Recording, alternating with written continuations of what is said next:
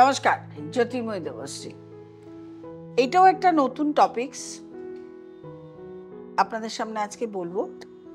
প্রচুর বাচ্চার মা বাবারা প্রচণ্ড পরিমাণে আজকাল ভোগেন, তাদের বাচ্চারা মোবাইল অ্যাডিক্টেড। কিছুতেই সেই মোবাইল অ্যাডিক্টেড থেকে তাকে সরাতে পারছেন না। যখন থেকে করোনার পিরিয়ড শুরু হলো, করোনার পিরিয়ডের পর থেকে তখন থেকে অনলাইন ক্লাস শুরু হয়ে গেল এবং অনলাইন ক্লাসেসের জন্য প্রত্যেকটা বাচ্চাদের মোবাইল হাতে ধরে দেওয়া হলো। তারা through WhatsApp, through Google Meet এগুলোতে অনলাইনে ক্লাস করা শুরু করে দিল। ক্লাস করার সাথে সাথে মোবাইলটা তার হাতে হাতে এসে গেল, পার্সোনাল মোবাইল হয়ে গেল। এবং মোবাইল হওয়ার সাথে সাথে দেখা গেল যে 20% টাইম তারা পড়াশোনা করছে আর 80% টাইম তারা রিলস বা অন্য ভিডিও দেখে তাদের সময় কাটছে। আজকাল তো দেখা যায় জন্মের পরে পরেই বাচ্চাদের একটু সেন্স হলেই বাচ্চাদের সামনেই মোবাইল ধরে দেয়, বাচ্চারা মোবাইল নিয়ে খেলে, এটা দেখে ওটা দেখে, আর তাকে খাওয়ানো হয়, সমস্ত কিছু করা হয়। কিছুটা কিন্তু প্যারেন্টসরাই দায়ী এই ক্ষেত্রে। বলবো এসব না করে একটু নিজেরাই গল্প গুজব করে, ঘুরিয়ে নিজেরাই গান করে, নিজেরাই একটু হাসি তামাশা করে কিন্তু বাচ্চাদেরকে খাওয়ানো যেতে পারে। এটা আমি অনেক বাড়িতেই দেখেছি।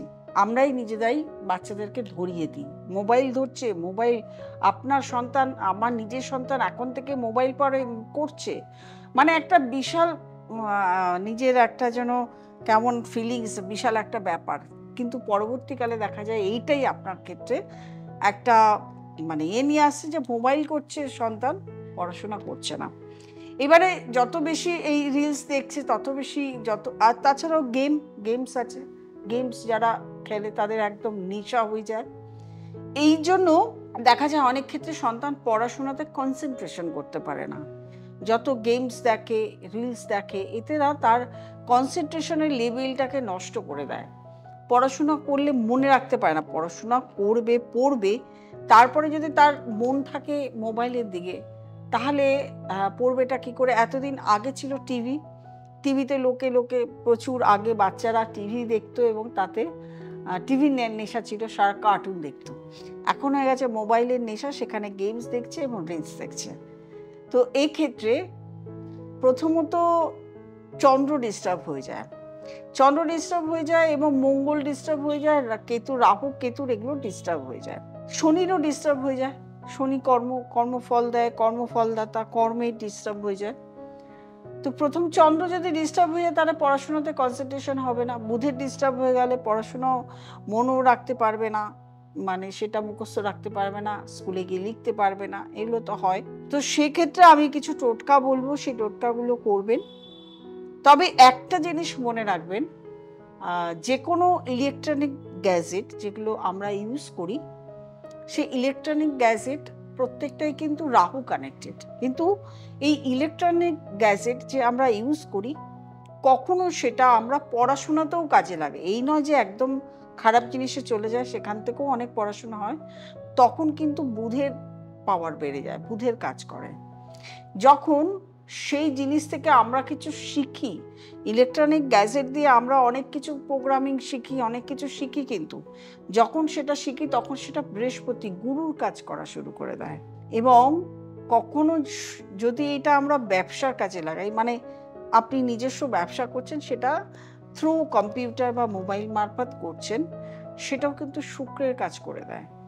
সুতরাং শুধু যে এগুলো খারাপ দিক তা নয়, ভালো দিকগুলোও আমি ধরে দিলাম যে এগুলো ভালো দিক। ইলেকট্রনিক এখন তো এইটাই মিডিয়া, এইটাই হয়ে গেছে, এটা বাধ্য আপনাকে করতেই হবে। কিন্তু যারা পড়াশোনার সঙ্গে যুক্ত তাদের এই সমস্ত টাইমগুলো লস হয়।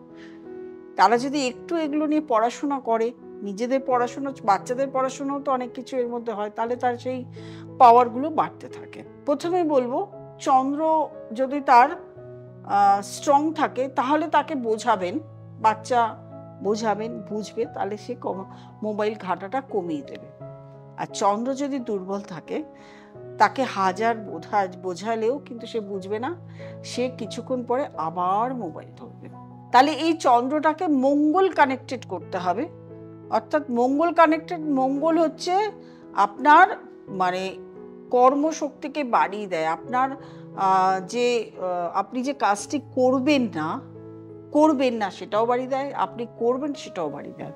তাহলে চন্দ্রকে মঙ্গল কানেক্টেড আমরা কি করব, 1/2 ইঞ্চি বাই 1/2 ইঞ্চি একটা চৌকো মতন রূপোর পাত নেব, তার মধ্যে নেল পলিশ দেবো দুপাশে, লাল করে দেবো, দিয়ে যে মোবাইলটি ইউজ করে তার যে পিছনে যে খাপ দিয়েছেন তার পিছনে আপনি লাগিয়ে দিলেন, দিয়ে মোবাইলটি দিলেন ছেলেটাকে। অবশ্য তার কাছে পড়াশোনা করছে যখন, তার কাছ থেকে তো হঠাৎ করে নেওয়া যাবে না। দেখবেন আস্তে আস্তে আপনার সন্তানের মোবাইলের যে অ্যাডিকশনটা আস্তে আস্তে কমতে থাকে। আরেকটা হলো, এটা সন্তানের মা বাবাকে করতে হবে, এটা সন্তানকে করলে হবে না, এটা একটি সংকল্প করতে হবে। হনুমানজির ছবির সামনে নিয়ে এটি লাল কার্ড নিতে হবে, লাল কার্ডটি হনুমানজির সামনে রাখতে হবে। এই নয় যে মা বাবা করলেন, সন্তানের জন্য ওটা করতে হবে আর মা বাবাকে এটা করতে হবে, এটা কিন্তু এই দুটো প্রসেসই আপনাকে চালাতে হবে। লাল কার্ড নিলেন, লাল কার্ড নিয়ে হনুমানজির ছবির সামনে রাখলেন, রাখার পরে আপনি জল নিলেন হাতে। এটা তো অবশ্যই স্নান করতে হবে, স্নান করে লাল বস্ত্র পরে বা শুদ্ধ বস্ত্র পরে হনুমানজির সামনে করতে পারেন, এবং দিন হচ্ছে শনিবার দিন, মঙ্গলবার দিন এটা সংকল্পটা শুরু করতে পারেন। হাতে জল নিয়ে সংকল্প করলেন, কি করলেন, আপনি কিসের জন্য সংকল্পটা করছেন, আপনার সন্তানের মোবাইল যেটা ইউজ করছে, মোবাইল যে অ্যাডিকশন হয়ে গেছে সেটাকে ছাড়ানোর জন্য করছেন। তাহলে কি করবেন, সেই সংকল্পটা নেবেন যে আমার সন্তানের জন্য মোবাইল অ্যাডিকশনটা চলে যায়। সংকল্প নিলেন, হাতের মধ্যে জল নিলেন, জলটাকে চারিদিকে ছিটিয়ে দিলেন মাটিতে। ছিটিয়ে দেওয়ার পরে এমনি হনুমানজি যেভাবে পুজো করেন সেগুলো তো আছেই, আমি হনুমান জয়ন্তীতে এগুলো বলেইছি যে কিভাবে পুজো করতে হবে। নেওয়ার পরে হনুমান চালিসাকে আপনাকে 108 বার পড়তে হবে। একবার বা একদিনে 108 বার হনুমান চালিসা পড়া কখনোই সম্ভব নয়। আপনাকে 11 দিন বা 7 দিনের মধ্যে ভাগ করে নিতে হবে, পার্টলি আজকে কতটা পড়বেন, কালকে কতটা পড়বেন, পরশু কতটা পড়বেন, পার্টলি ভাগ করে নিতে হবে। ভাগ করে নিলেন, 7 দিন বা 11 দিনের মধ্যে আপনার হনুমান চালিসাটা পাঠ করা সম্পূর্ণ